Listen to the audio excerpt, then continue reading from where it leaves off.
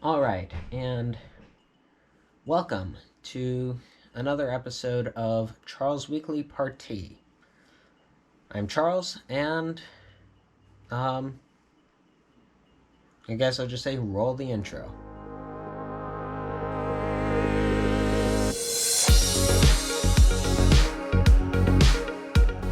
All right, it's time to go over another little bit of architecture and another little bit of technology. I do really hate the acronym and when I say acronym, I just mean the word It's really a space filler. So by using a sort of space filler,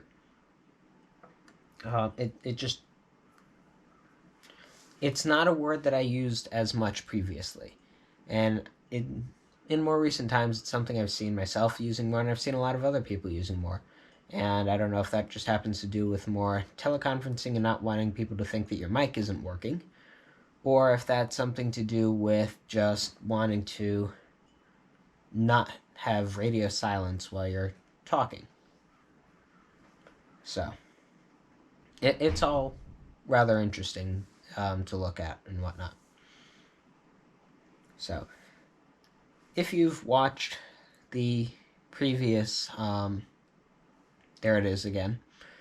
If you've watched the previous episode or listened to it, you may have noticed that the audio was reasonable. And that last time I was wearing a headset mic. Well, to make a long story short, the audio that came from the headset mic didn't end up actually working out well. It's a great microphone for teleconferencing and whatnot, but I think that microphone for podcasting does not work as well, and part of that probably has to do with the fact that it's wireless, which is for me a necessity during during teleconferencing, but I don't need wireless during podcasting. And since that doesn't have a wired option, I'm just best off not worrying about using that particular microphone. Thankfully, though, the video recording came with decent audio, so I'm using that as my primary audio source now, because it just came out quite wonderfully. So today, I'm going to talk about a piece of architecture that anyone who has watched an Apple keynote over the past year will recognize. And that particular glass cylinder that I'm going to talk about is the Steve Jobs Theater at Apple Park in Cupertino, California. So, not in Switzerland today. We're bringing it back to the United States. It's really a nice little bit of architecture. I remember distinctively being told, I can't remember who mentioned it to me, but one of my architecture professors had told me, you need other structural support because glass can't hold weight. Now, if we look at this building, the Steve Jobs Theater, or at least the visible part of it, the roof is supported by glass. As a matter of fact, it's the world's largest structure supported entirely by glass. So, I think that sort of defeats the argument that glass can't be used as a structural support. And I'm sure someone is probably thinking, oh, well, what happens if you break a window?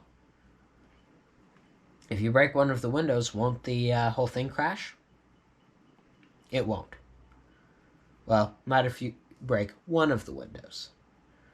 According to Apple, the Steve Jobs Theater, at least the above ground portion, I'm not going to talk about all of the underground pieces quite yet. I'm just going to stick to the top where you have the cylinder with the lens-shaped roof. That cylinder, if you broke every other glass window, the structure would still stand. It's impressive because you're basically saying if you take away half of what it has to stand upon, it will still stand. For humans, that's along the lines of saying, stand on one leg. Can't do that for long, but the Steve Jobs Theater can stand with half of its legs without a problem, in theory. I'm sure Apple does not want to test that theory, and it would be rather expensive considering those are, I believe, curved glass. But point still stands, and I think that's rather impressive. It was designed by Foster & Partners, which is a architectural firm that Apple has had multiple dealings with. From the Apple Park itself to quite a few of their Apple stores, architecture firm of choice for them has been Foster. Now, I've noticed upon looking at it, there are some video tours available on YouTube. Everything is very well put together. So, you have the fact that it's separate from the Apple campus, or from the Apple Park main area.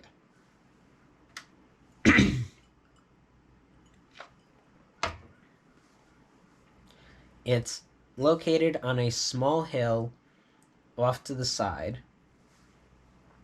so it's not right in the heart of the campus itself, but it's still located on it. And what that does is it says that this is an important part of our campus, but it's not at the heart of what we do.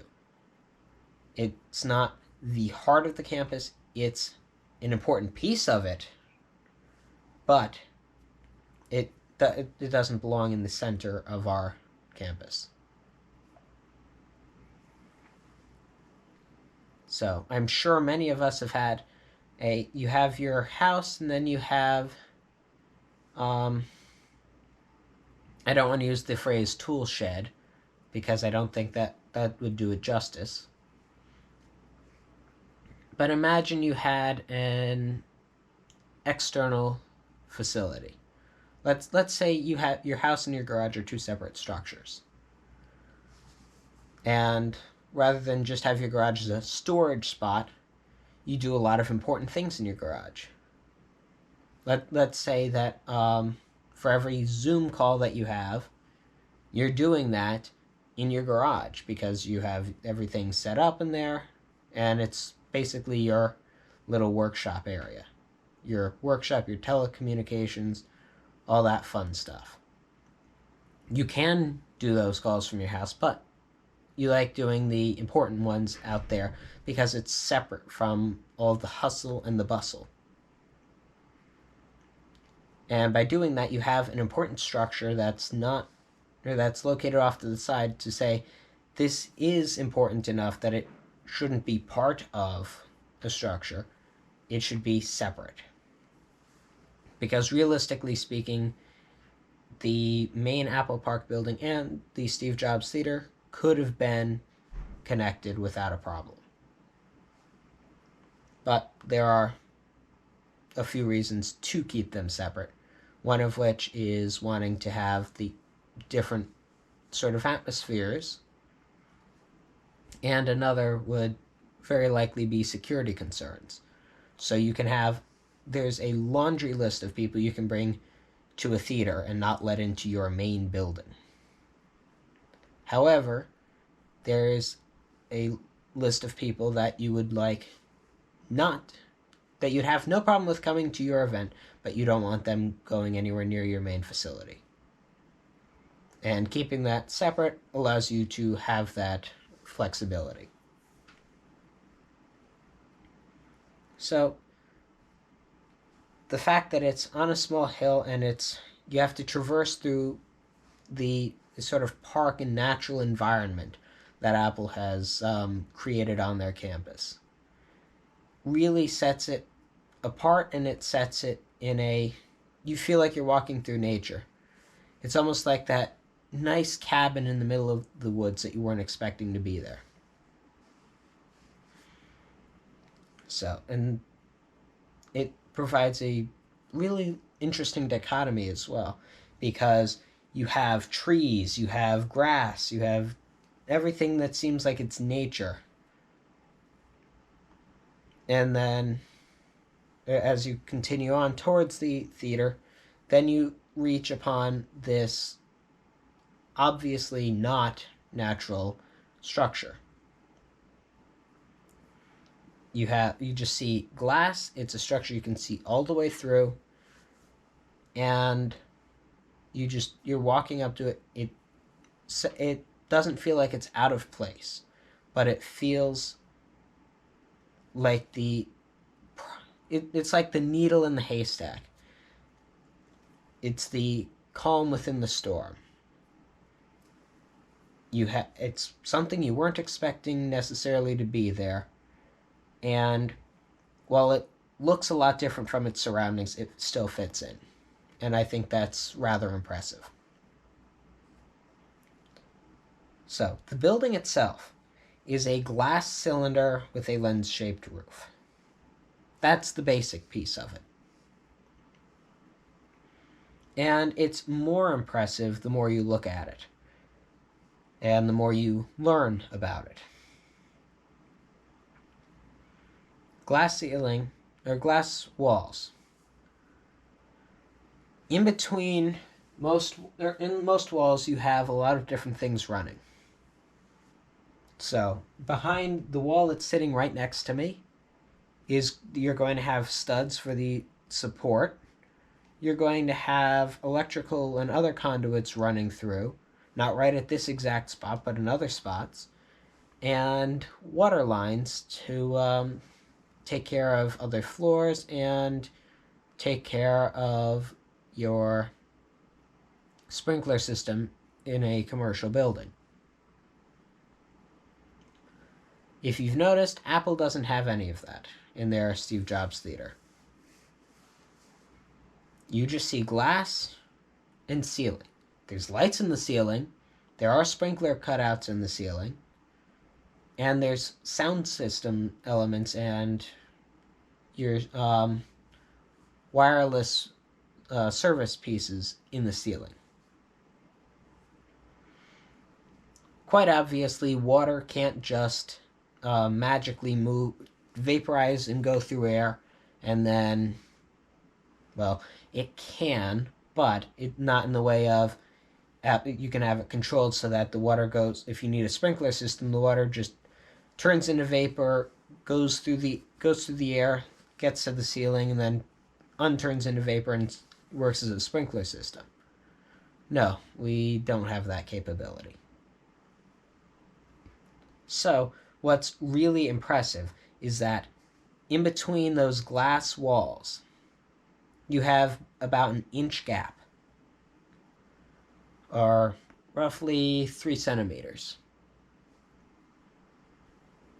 In between each of those gaps, between the glass, you have where you have the sealant, each of those gaps is what has all of the important infrastructure systems that are needed for the ceiling.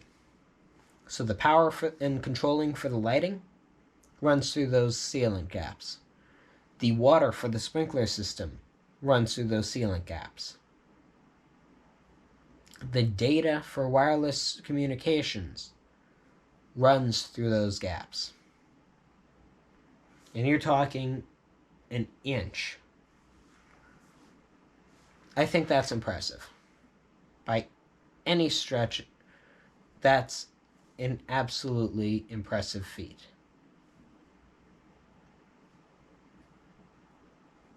Another piece of it that Apple sort of tosses in there is a custom glass elevator. if you look at any of the pictures, you'll see the elevator has these interesting sort of rails to them. And to make a long story short, Apple did not want to have two doors on that elevator.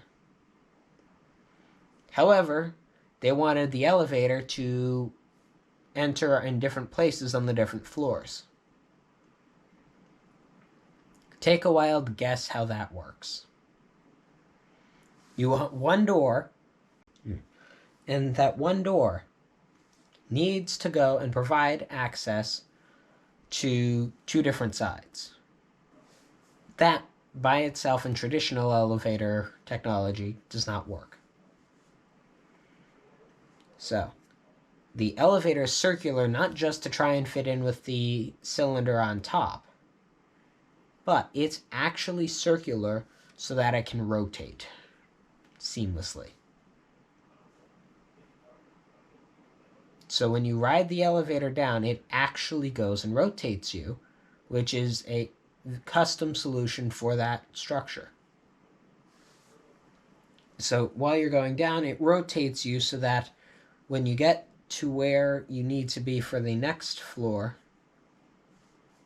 doors line up, and you only have one door on the elevator, and it's interesting to say the least if you're inside and you're watching the elevator turn around you. It's interesting. And one of the most entertaining pieces when you're designing something is trying to go and fit within, trying to get everything that the customer wants within budget. For most customers, the budget part is the non-negotiable. And for this particular structure, Apple sort of changed that. They put the form and the function of the structure over their budgetary concerns. Granted, they do have the bank account to be able to do such a thing, but they really spared no expense. If they need to do it this way, we'll do it this way. We need a custom, one-of-a-kind, nowhere else in the world elevator. We'll do it, because we don't want to have to deal with the second door. And honestly, it's beautiful the way it works, to see it operate, to just watch someone just getting gently spun in the elevator. Obviously needs to be done at such a rate that the elevator does not go and cause, I don't know what the best word is for it, but you don't want to feel sick when you get off the elevator. And considering that it's spinning you at 170 degrees, then that's a quite reasonable concern.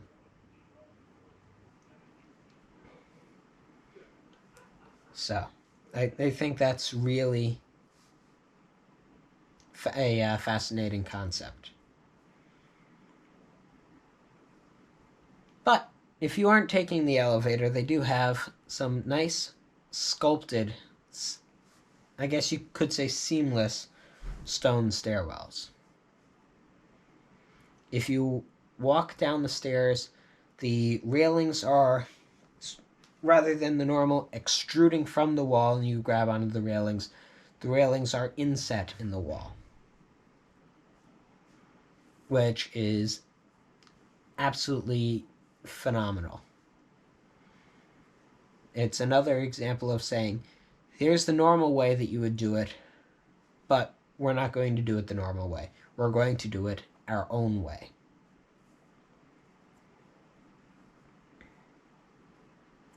So, regardless of the way you choose to get down there, whether you choose the spinning glass elevator or the beautiful, seamless, the just beautiful white stairwells with the, I believe it's a nice fine marble that they used.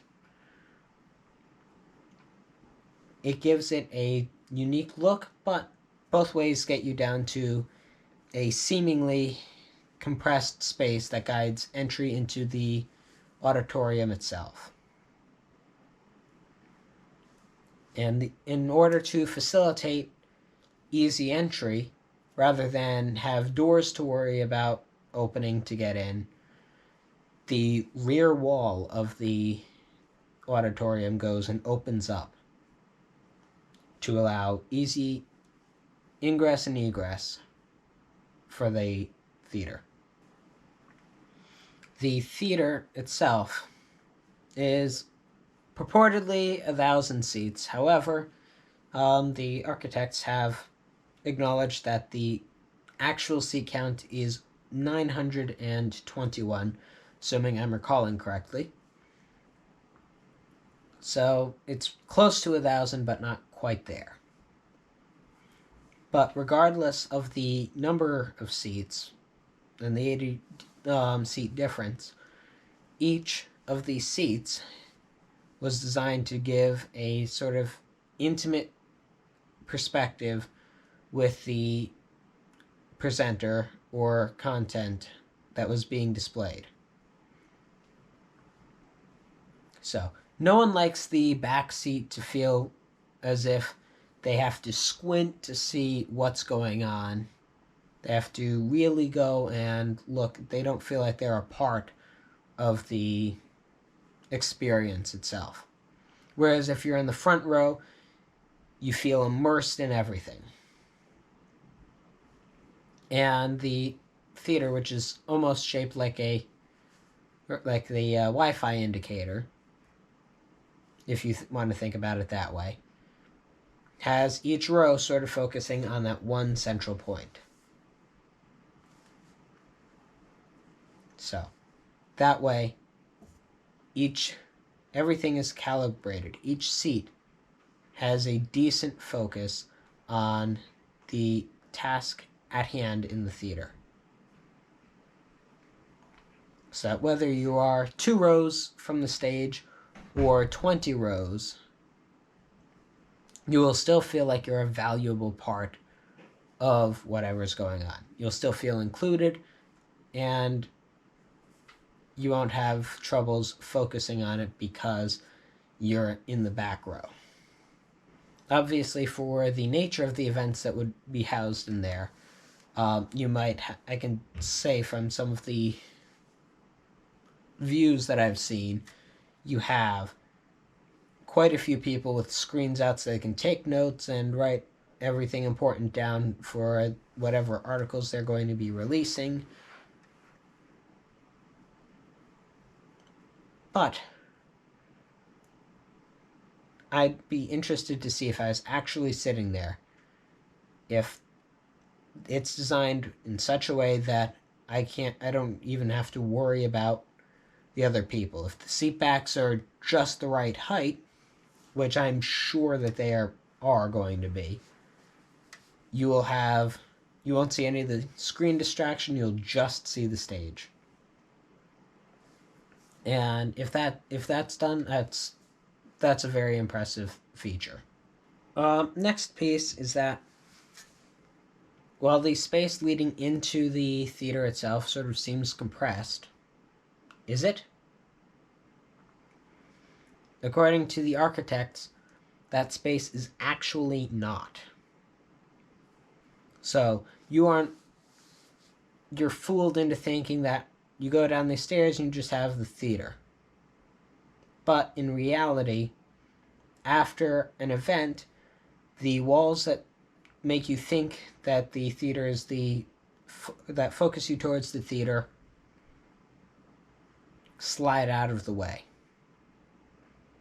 to just reveal a open space to be able to participate in whatever after event planning is available. So if that's a new product that they're doing, you can have your after show product demos right in the lobby. Everything's nice and daylit, and it's in a space that you didn't even know existed, which also allows for setup to be done the night before.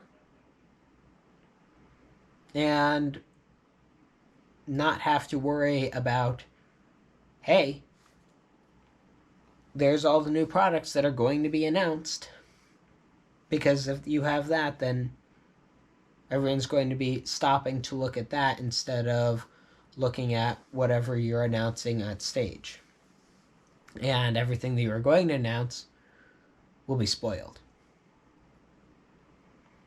So doing that really gives you a lot of flexibility, so you can have, beforehand, no one's focused on what's after the show. Because if you're focused on what's afterwards, the show will feel like it drags on forever. When you're focused on the show, that's what you're looking forward to, and you're able to enjoy every minute of it.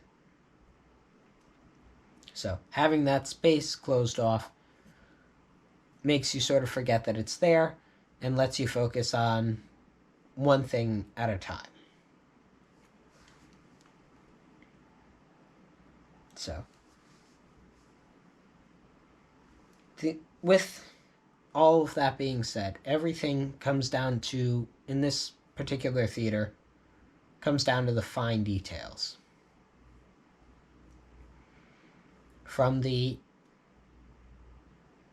way that the written Steve Jobs Theater is, it's not an, for buildings you'd normally see letters extruded from the surface. So you have your wall, and then, or archway or whatever, and then the letters are on top of it. And Apple once again throws that sort of on its head and has letters embossed, so that the letters are actually a part of the wall. And that provides a different perspective. That makes it so that you can't just, oh, you have this set of letters this day, you can take them down and just put new letters back up. Instead, the letters are actually a part of the wall itself. So they have a greater feeling of belonging and a greater sense of importance. And obviously you do have the fine choice of materials. So every material that they use was chosen out for a reason. It was chosen out in order to really give you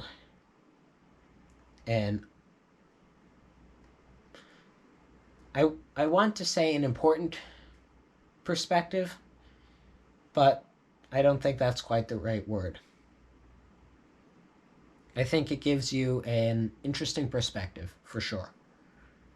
It gives you a perspective that focuses you on what's going on, and in the times for which it was designed, fosters collaboration, and you get to collaborate with people, you get to talk with people, maybe you get to meet people. So collaborate, connect, socialize, all of that good stuff. So I think the end of it comes down to, you have something that feels impossible with the roof floating on top of glass. And emphasis on the floating because we'll just say Apple likes their magic sort of feel. Having everything just feel like it shouldn't do it, but it is doing it. So, realistically speaking, I think it's beautiful, and I think it's definitely set out the capability for us to rethink design in the future. Some of the greatest perspectives that really help you appreciate the beauty that Apple has placed in the Steve Jobs Theater are taken with interesting drone shots. And drones are very capable of getting aerial shots and beautiful cinematic pictures from places that you normally wouldn't be able to get a picture without chartering a helicopter. So, of recent, that's been a great technology advancement. You still have everything going for you. You can get your aerial shots without needing to find someone and pay them to take you out in the helicopter, which is a lot more expensive. For that price, you could probably get a good handful of drones and crash a couple of them without a problem. But there are all different types of drones. So I'm sure that the drones that they used are more of the cinematic type and not something like the DJI FPV drone. So if you closely follow drones, you've probably already heard about this feature. Now, and when I say feature, I mean this is an entirely separate product, and it's a different way of flying a drone. To say different is to be really simple about how it works. So, for most drones that are made for primarily getting interesting images or flying just for the fun of it, you have your standard control system for the drones and a familiar feel to try and get images that you want to get. If you want to get a picture of someone standing on a cliff, the easiest way is going to be a drone, because that you can get in just the right spot easily and then snap the picture. Snapping the picture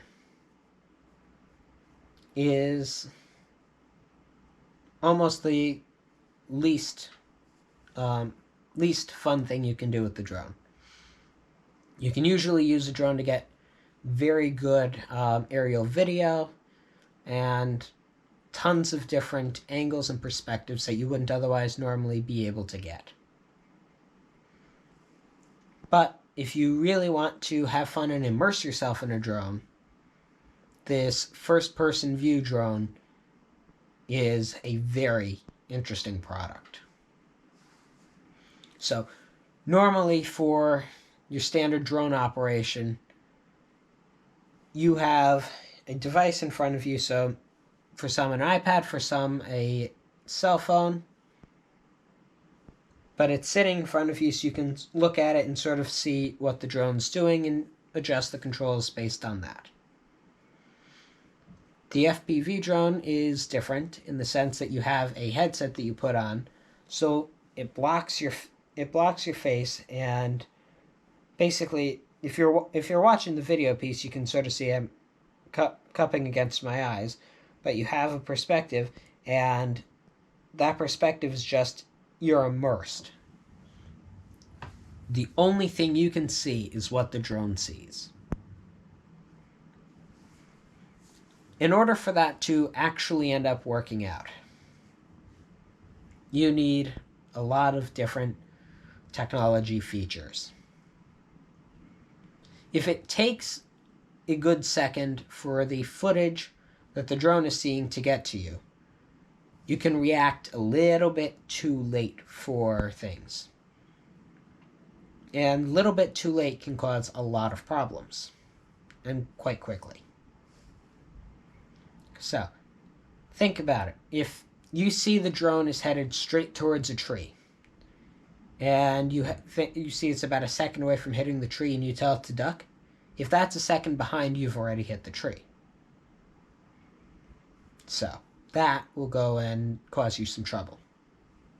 Most people say that the drones will have object avoidance and all of those fancy features. Well, this drone's a little bit interesting. You have 3 modes. Each of these 3 modes does something entirely different. First, you have normal mode, which is sort of traditional drone operation except for the fact that you're wearing it on your face. So you have your standard controls, everything that you're used to, the object avoidance, all of that fun, and I think it can go up to about 30 miles an hour, which is pretty decent. Lets you get a little bit of flavor. But for everyone, that may not be the most fun. Obviously, if you're starting out, start in normal. That's when everything, all the safety features and whatnot are fully set up on the drone. That's when that's the mode where it is least likely to crash. Because think about it, to get this drone, you're talking about $1,300 before tax. And that's the drone, the controller, and a battery. You want extra batteries and an extra charger set? That's another $300. But crashing a $1,300 drone is not the nicest way to spend a day. So normal mode will make it a lot less likely that will happen. And you have the important features for people, which is some stabilization. You have an emergency brake, and you have a return to home feature. So that if you want to stop for one reason or another right then, you have a button you can hit that will automatically put the drone into hover. And to the best of my knowledge, that works across all three modes, which is great. So, what's the difference between the modes? Well, normal is the most normal way to fly a drone. If you go another mode up, that's when you enter into sport mode. What sport mode does is it unlocks a higher grade of speed and takes away a little bit of the safety cushion.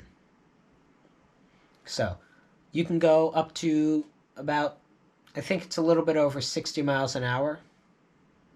If my mind serves me right, closer to 65. But you're flying, that's highway speeds you're going.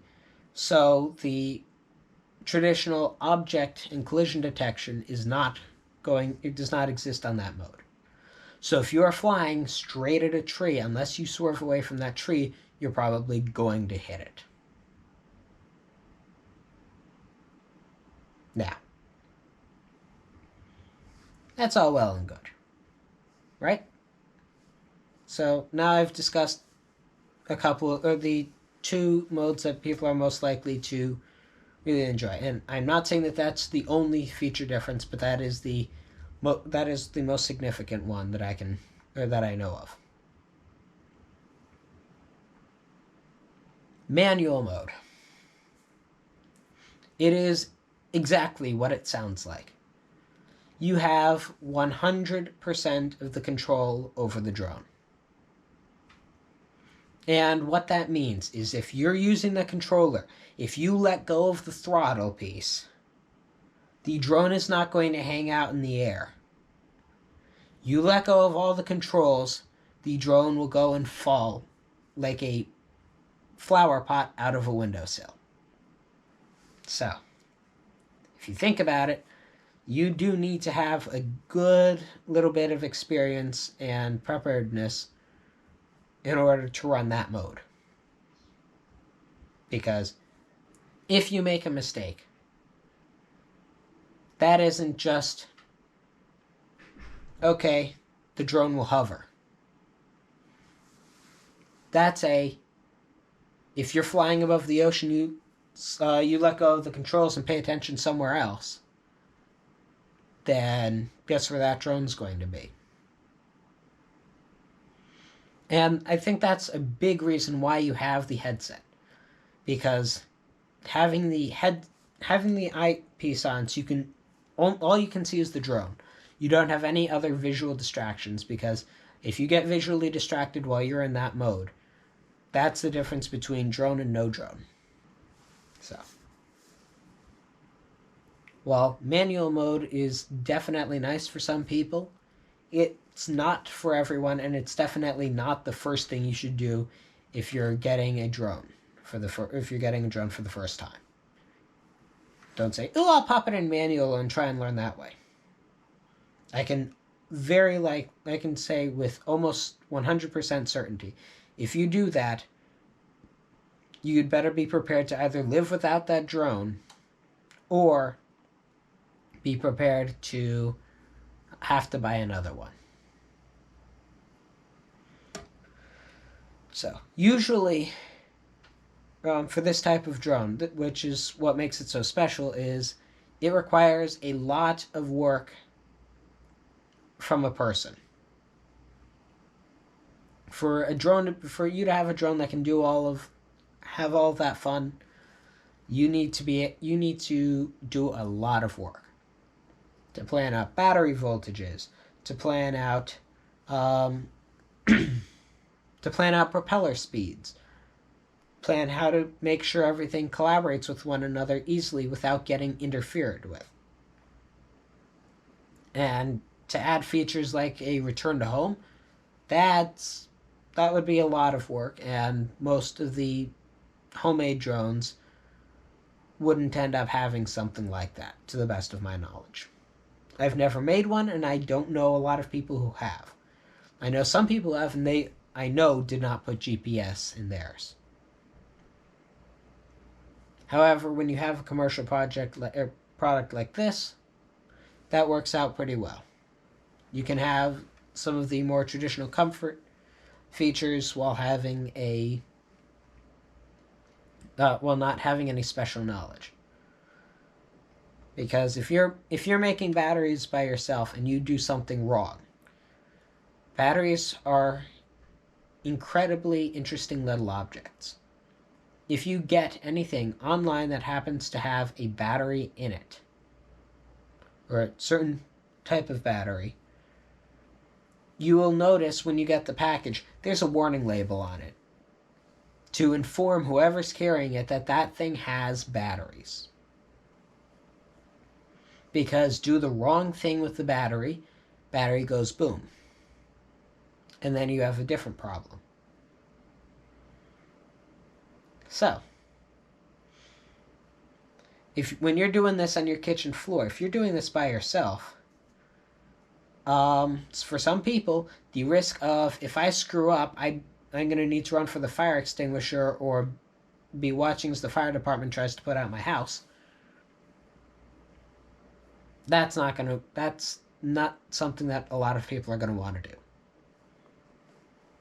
I know if I wanted to do something like this, and let's say I wanted to do something like this when I was younger, if I said, "Oh, Mom, Dad, whatever you do, don't go and hit this button on this or mess with this in any way, shape, or form, because doing so you might make the battery blow up," I would not be able to do that. That would have been a instant, "No, you are not doing this. As much fun as you'd like to have with the drone, no." And almost any person most people have that mentality. They don't want a mess up to mean battery goes and has bad oops. Also, you do have a lot of trial and error. So, you make something that doesn't end up working out 100% right, your drone might be falling out of the air. When it's homemade, it takes a lot more skill to make it not fall out of the air. So, what the manual mode is doing is bringing this functionality of, I just want to be able to be in 100% control of my drone. It's making it available to the masses. So you can fly your drone, have 100% control over it, to the point where if you mess up, your drone is going at the speed of accelerating by gravity down. If your phone doesn't fare well, I don't think the drone is going to fare very well either. it's an interesting product. If I had the funds lying around, maybe it would be something interesting to get. But what I will say is, if you want a drone to be able to get your nice cinematic shots, don't get this drone. Get your Mavic. Get your traditional drone features. Only get this product if you want the ability to be able to have a little bit more fun with the drone. Granted, do remember it's not a toy, but it's something that you can have a little bit more fun with a little bit less risk. If you want the cinematics, get your Mavic. You want the fun, the excitement, the thrill, 20 minutes of flying time per battery, then get the FPV. Just make sure you know what you're doing before you toss it into manual mode. Now, with all of that being said, I think it's an amazing product. It's the first of its kind, and it's definitely something that will become popular. It's going to enable things like drone races, so you can race your friends in a wide open field, no problem. You could do obstacle courses. I was watching someone have fun, and it standardizes it. Every person has the same amount of advantage as everyone else. So it all comes down to personal skill. I cannot wait to see where this product is going. I think it's going to be something that's absolutely that becomes a very niche area, and it's going to enable a lot of fun. So, with all that being said,